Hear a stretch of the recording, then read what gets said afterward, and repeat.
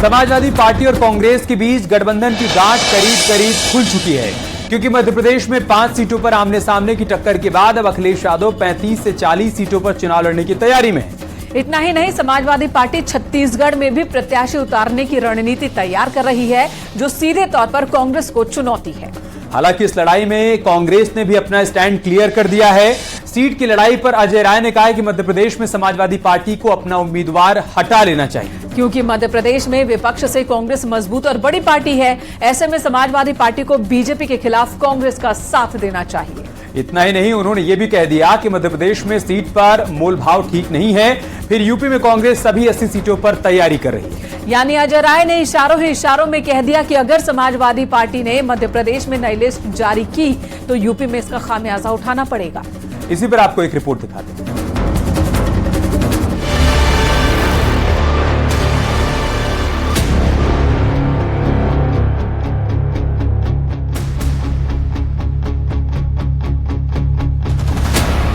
दावे मोदी के खिलाफ एकजुटता के थे, मोदी को हराने के लिए समझौते के थे, लेकिन हकीकत आपसी झगड़े पर आ चुकी है, सीटों के बंटवारे पर आ चुकी है और मतभेद उत्तर प्रदेश से मध्य प्रदेश तक है। वहाँ पर समाजवादी पार्टी को पूरी तरीके से कांग्रेस परिवार को, इंडिया परिवार को समर्थन करना। तो नहीं कहना चाहूंगा कि समाजवादी पार्टी को वहाँ पर अपना आधार देखते हुए पूरी तरीके से कांग्रेस पार्टी, इंडिया गठबंधन को समर्थन करना।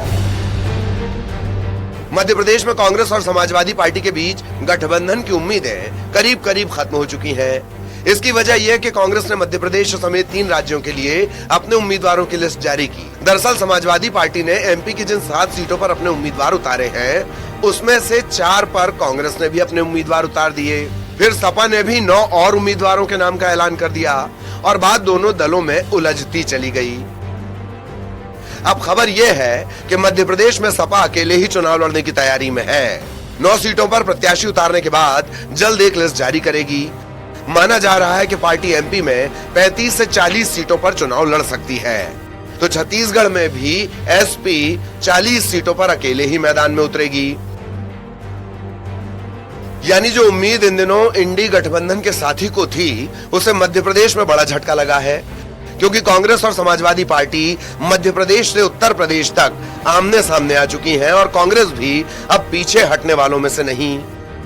ताकत के साथ 80 सीट की तैयारी कर रहे हैं और कांग्रेस का एक कार्यकर्ता दिन रात मेहनत कर रहा है और गाजियाबाद से लेकर गाजीपुर तक और बहराइच से लेकर झांसी तक हम लोग दिन रात ये इस पे राष्ट्रीय नेतृत्व को तय करना है, कौन लेगा कौन देगा। हमारा काम प्रदेश अध्यक्ष का 80 सीट तैयारी। अब वो निश्चित तौर से वहाँ कांग्रेस का जनाधार है, कांग्रेस मजबूती के साथ। क्या लोकसभा चुनाव अखिलेश की शर्तों पे लड़ेंगे कि अपनी शर्तों पे लड़ेंगे? नहीं, हमारा अपना काम करने का तरीका। मैंने कहा ना कि हमारे प्रदेश में 80 सीट की तैयारी है, 80 सीट की अपनी तैयारी चल रही है। मध्य प्रदेश में सीटों की लड़ाई अब उत्तर प्रदेश पहुंच चुकी है, क्योंकि यहां अब कांग्रेस सभी 80 सीटों पर अपनी तैयारी कर रही है और ये तैयारी अखिलेश की उस रणनीति का जवाब है जिसमें सपा ने कांग्रेस को सिर्फ जिताऊ सीट मांगने की बात कही थी, लेकिन कांग्रेस बागेश्वर के बाद जागरूक हो चुकी है।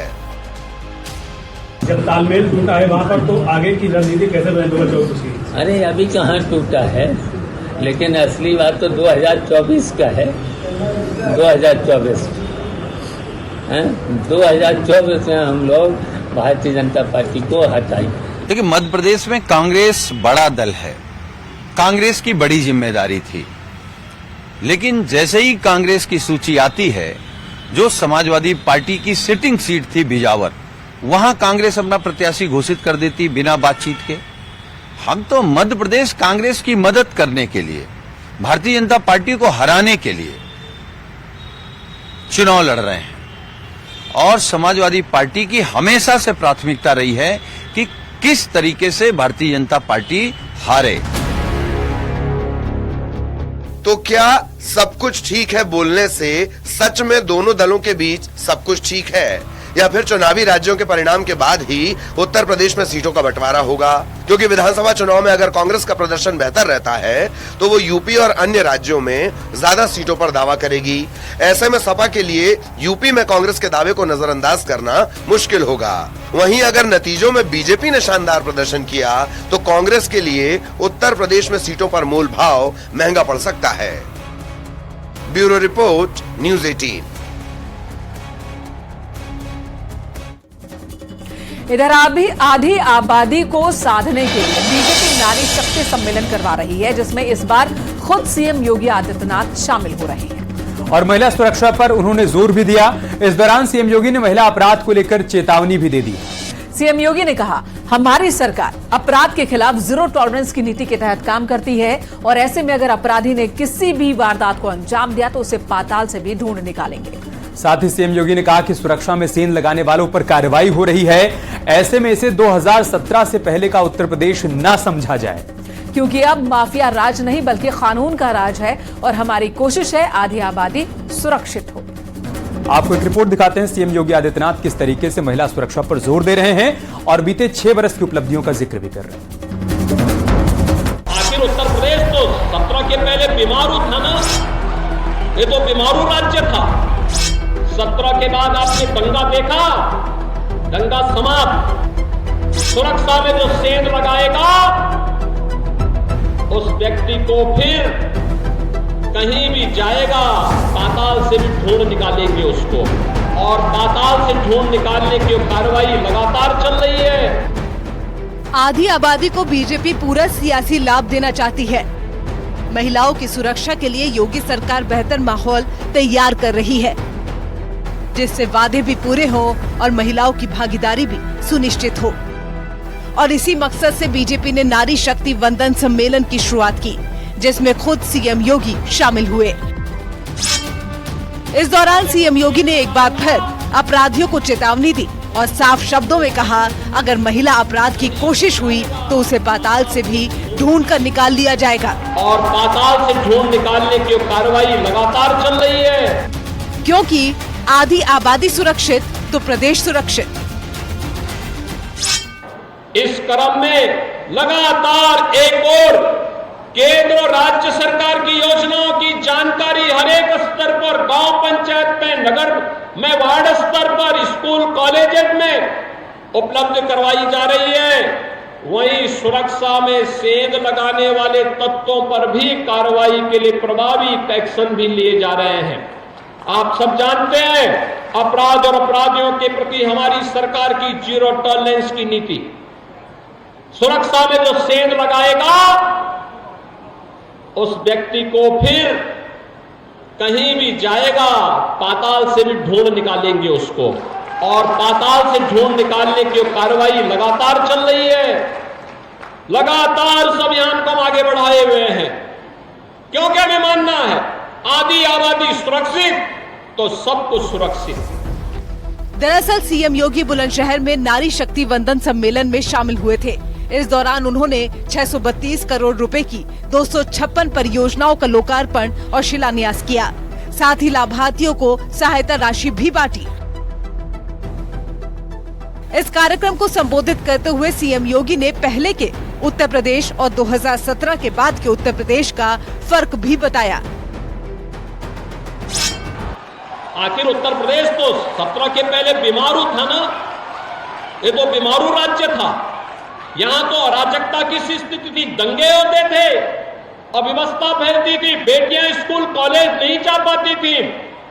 17 के बाद आपने दंगा देखा, दंगा समाप्त। अब दंगा नहीं होता यूपी में। उत्तर प्रदेश में सभी 80 सीटों पर भगवा लहराने के लिए महिला वोट बैंक पर पकड़ बेहद जरूरी है।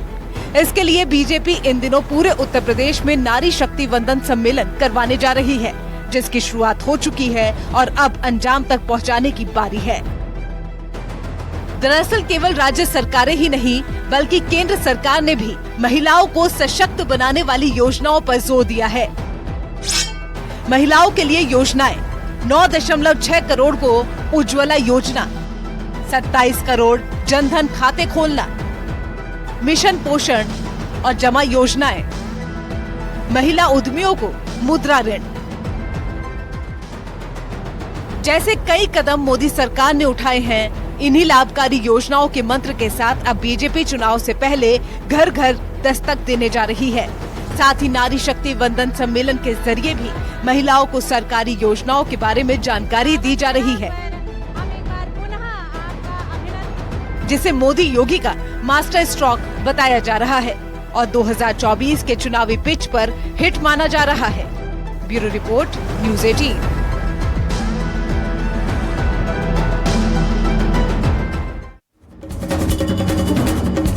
दरअसल उत्तर प्रदेश में योगी सरकार महिला सुरक्षा को लेकर पूरी तरीके से प्रतिबद्ध है। ऐसे में महिला सुरक्षा को लेकर अभियान भी चलाए जा रहे हैं, जिसके जरिए पिछले 6 महीने में अपराधियों पर ताबड़तोड़ एक्शन हुए हैं। अगर सरकार की तरफ से जारी रिपोर्ट्स पर नजर डालें तो यूपी में 6 महीने में 9,512 शोहदे गिरफ्तार किए गए। तो वहीं 6 महीने में पूरे उत्तर प्रदेश में 30,76,000 जगहों पर चेकिंग अभियान भी चलाया गया। इस दौरान मंचलों के खिलाफ 7,563 मुकदमे भी दर्ज किए गए। वहीं 48,92,000 लोगों को चेतावनी देकर छोड़ा गया। सबसे ज्यादा आगरा कमिश्नरेट में मंचलों के खिलाफ कार्रवाई हुई। तो वहीं दूसरे नंबर पर बरेली और तीसरे नंबर पर लखनऊ जोन रहा। वहीं चौथे नंबर पर गौतम बुद्ध नगर और 5वें नंबर पर गाजियाबाद में मंचलों के खिलाफ एक्शन लिया गया। सुरक्षा के साथ साथ सीएम योगी का फोकस महिला खिलाड़ियों को बढ़ावा देने पर भी है और सीएम योगी के इस कदम की तारीफ भी हर तरफ हो रही है, क्योंकि पश्चिमी उत्तर प्रदेश की पारुल चौधरी और अन्नू रानी को देश के लिए मेडल लाने पर सरकार ने 3 करोड़ रुपए और डिप्टी एसपी की नौकरी देने का वादा किया है, जिस पर पारुल चौधरी ने सीएम योगी का धन्यवाद किया। आपको इस पर दिखाते हैं एक रिपोर्ट।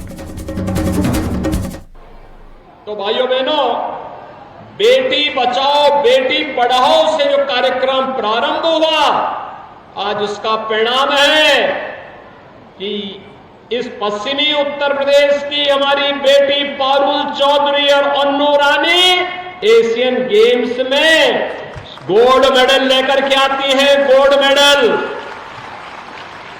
याद करिए, इन दोनों बेटियों ने यहां की मातृशक्ति के गौरव को बढ़ाया है, देश का सम्मान बढ़ाया है। एक बात ये बोलूंगी कि जो हमारे गवर्नमेंट ऑफ इंडिया हमें बहुत ज्यादा सपोर्ट कर रहा है और जो हमारी उत्तर प्रदेश सरकार की जो पॉलिसी है वो बहुत अच्छी है, उससे भी हमें बहुत ज्यादा मोटिवेशन मिलता है।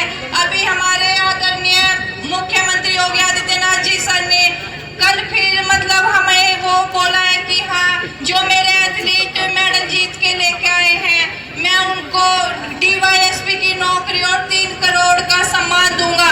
तो वो बहुत अच्छा लग रहा है कि हाँ, हमारी इतनी अच्छी पॉलिसी उन्होंने की है। बस आप लोग मुझे अपना आशीर्वाद दीजिए, मैं फिर अपना ओलंपिक में झंडा लहराऊंगी। इधर एक बार फिर सोनेलाल पटेल की पुण्यतिथि पर दोनों बहनें अनुप्रिया और पल्लवी आमने सामने आ चुकी हैं। विरासत की इस लड़ाई में जहां एसपी विधायक पल्लवी पटेल ने सोनेलाल की हत्या में सीबीआई जांच की मांग की, तो दूसरी तरफ अनुप्रिया पटेल की नजर कुर्मी वोट बैंक पर जा टिकी और बीजेपी के साथ फिर से चुनावी मैदान में ताल ठोकती वो नजर आई। दरअसल दोनों बहनों के बीच लड़ाई कुर्मी वोट बैंक को लेकर है।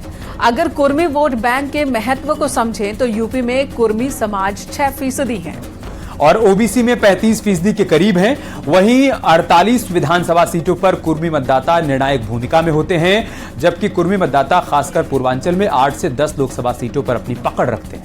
और बाद के जिलों की बात की जाए तो 25 जिलों में कुर्मी समाज का अच्छा खासा महत्व है और यही वजह है कि जयंती से लेकर सोनेलाल की पुण्यतिथि पर दोनों बहनें आमने सामने आ जाती हैं। आपको इसी पर एक रिपोर्ट दिखाते हैं।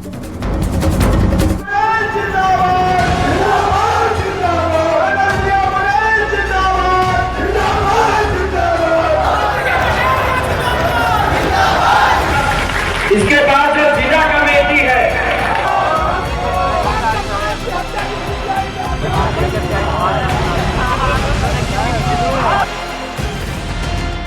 उत्तर प्रदेश में अपना दल के संस्थापक सोनेलाल पटेल की विरासत को लेकर दोनों बेटियों के बीच एक बार फिर जंग छिड़ गई है। सोनेलाल पटेल की पुण्यतिथि के लिए अनुप्रिया पटेल और पल्लवी पटेल ने अलग अलग कार्यक्रम का आयोजन किया, लेकिन पल्लवी पटेल ने इस कार्यक्रम को धरना प्रदर्शन में तब्दील कर दिया और मांग सोनेलाल पटेल की मौत में सीबीआई जांच की होने लगी। देखिए, आज के दिन 17 अक्टूबर 2009 को डॉक्टर सोनेलाल पटेल जी, जो सामाजिक न्याय के हस्ताक्षर रहे और जिन्होंने दलित पिछड़ा शोषित समाज के अंतिम पायदान पर खड़े व्यक्ति को भी अवसर दिया कि वो मुख्य धारा में आ सके, उनके लिए उनकी आवाज़ उठाई। 17 अक्टूबर को 2009 को डॉक्टर सोनेलाल पटेल जी हमारे बीच से विदा हुए और उनके जाने के बाद 14 वर्ष पूरे हो रहे हैं और लगातार हम ये मांग उठा रहे हैं कि उनकी हत्या जो हुई है उस पर सीबीआई जांच करके हमारे साथ न्याय करिए और हमें इस रहस्य पर्दा उठाइए कि उनकी मौत कैसे हुई। हालांकि इन सबके इतर अनुप्रिया पटेल ने सोनेलाल पटेल की पुण्यतिथि से चुनावी शंखनाद कर दिया और कहा कि वो इस बार भी एनडीए के साथ ही चुनावी मैदान में हैं। साथ ही उन्होंने प्रतापगढ़ से चुनाव लड़ने पर कहा कि प्रतापगढ़ में पार्टी का जन समर्थन बहुत ही मजबूत रहा है। अपना दल को सबसे पहले राजनीतिक सफलता प्रतापगढ़ से ही मिली थी और पहला विधायक भी प्रतापगढ़ से ही जीता था। देखिए, एनडीए गठबंधन में हम पिछले 4 चुनाव से हैं, ये 5वां चुनाव है। एनडीए के घटक के रूप में हम लड़ने जा रहे हैं। फिलहाल सीटों के बंटवारे पर अभी कोई बातचीत नहीं हुई है और सही समय आने पर बातचीत होगी। देखिए, प्रतापगढ़ में आज से नहीं, अपना दल के गठन के समय से ही हमारा जो यहाँ पे जन समर्थन है वो बहुत मजबूत रहा है। आप जानते हैं कि अपना दल को सबसे पहली राजनीतिक सफलता प्रतापगढ़ जनपद से ही मिली थी। हमारा सबसे पहला विधायक डॉक्टर पटेल के जीवन काल में प्रतापगढ़ से जीता था। दरअसल 2024 के लोकसभा चुनाव से पहले अनुप्रिया पटेल की पार्टी और बीजेपी कुर्मी वोटर्स को फिर से साधने की कोशिश में है। 2022 के विधानसभा चुनाव में पूर्वांचल के कई इलाकों में कुर्मी मतदाता बीजेपी से छिटक गए थे। ये मतदाता अनुप्रिया की बहन पल्लवी पटेल की पार्टी अपना दल कमेरवादी और समाजवादी पार्टी के साथ चले गए थे।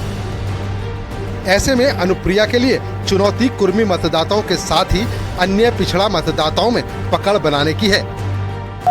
हमारी पार्टी अपना दल जातीय जनगणना की पक्षधर है और मैंने इस विषय को संसद में भी उठाया है।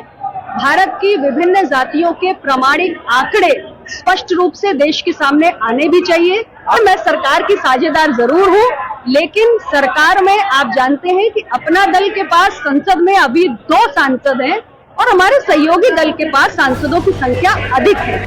लेकिन दूसरी तरफ सोनेलाल पटेल के निधन के बाद अनुप्रिया पटेल और पल्लवी पटेल के बीच उनकी विरासत को लेकर जंग छिड़ी हुई है।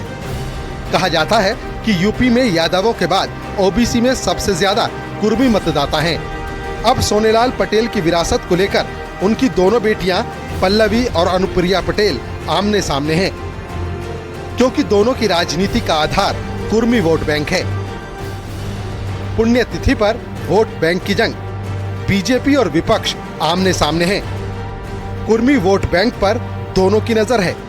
पल्लवी पटेल इंडी गठबंधन के साथ है तो अनुप्रिया पटेल एनडीए के साथ हैं। यानी घर की लड़ाई अब बीजेपी बनाम विपक्ष पर आ गई है, जिसमें एक तरफ एनडीए है तो दूसरी तरफ इंडी गठबंधन, जिनके बीच कुर्मी वोट बैंक की खींचतान है और चेहरा दोनों बहनें अनुप्रिया और पल्लवी हैं। Bureau report, news 18।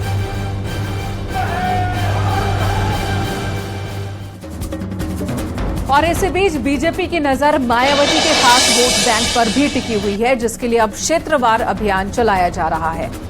और इसकी शुरुआत सीएम योगी ने हापुड़ से कर दी है। इस दौरान सीएम योगी ने संदेश दिया कि उनकी ज्यादातर योजनाओं का लाभ इसी वर्ग को मिला है और ऐसे में पार्टी दलित वोट बैंक को जोड़कर रखना चाहती है ताकि यूपी में मिशन 80 के लक्ष्य तक पहुंचा जा सके।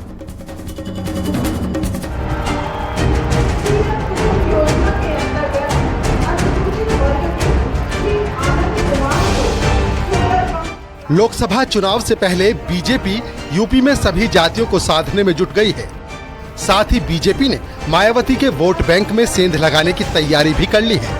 पार्टी ने प्रदेश में अनुसूचित जाति के बीच जनाधार बढ़ाने के लिए अपनी मुहिम को और तेज कर दिया है। इसकी कमान खुद सीएम योगी आदित्यनाथ ने संभाल रखी है। कि दलितों को लामबंद करने के लिए पूरे उत्तर प्रदेश के भारतीय जनता पार्टी के 6 संगठनात्मक क्षेत्रों में 6 बड़े सम्मेलन अनुसूचित वर्ग के होंगे। आज मुख्यमंत्री योगी आदित्यनाथ ने इन सम्मेलनों की शुरुआत भी कर दी है। बसपा के मूल वोटरों में सेंध लगाने के लिए बीजेपी ने दलित सम्मेलन की शुरुआत कर दी है। बीजेपी क्षेत्रवार दलित सम्मेलन कर रही है और इस अभियान का बिगुल हापुड़ में सीएम योगी ने फूंका। बाबा साहब भीमराव अम्बेडकर को सही मायने में अगर किसी ने सम्मान दिया है, वह सम्मान दिया है आज के देश के यशस्वी प्रधानमंत्री श्री नरेंद्र मोदी जी ने। पहले योजनाएं बनती थी व्यक्ति को लेकर के, जाति को लेकर के, मत और मजहब को लेकर के। आज योजनाओं का लाभ बिना भेदभाव के उपलब्ध कराया जाता है। दरअसल बीजेपी संगठनात्मक तरीके से प्रदेश के अलग अलग क्षेत्रों में अनुसूचित वर्ग सम्मेलन करने जा रही है, जिसमें पार्टी के बड़े पदाधिकारी और योगी सरकार के मंत्री मौजूद रहेंगे।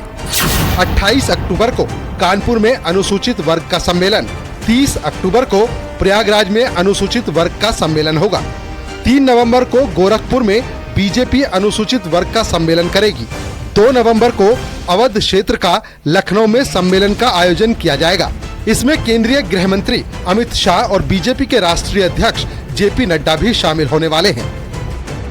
समाजवादी पार्टी या बहुजन समाज पार्टी की सरकारें वोट बैंक के रूप में जनता से भेदभाव करते थे। सरकारी योजनाओं में जो लाभार्थी परक योजनाएं उनमें भेदभाव होता है, लेकिन हमारी सरकार ने माननीय प्रधानमंत्री जी का जो संकल्प है, सबका साथ, सबका विकास और सबका विश्वास, उस फार्मूले के साथ हमारी सरकारें, चाहे राज्य सरकार हो चाहे केंद्र की सरकार हो, उसके साथ आगे बढ़ रही है।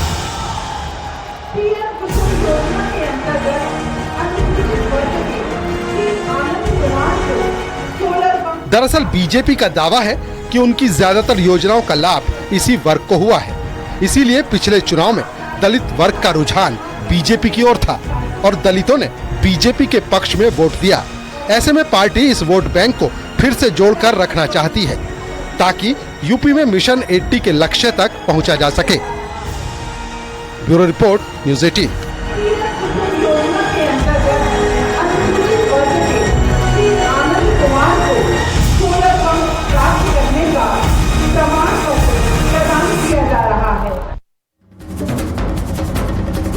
और इसी के साथ लाख टके की बात में फिलहाल इतना ही।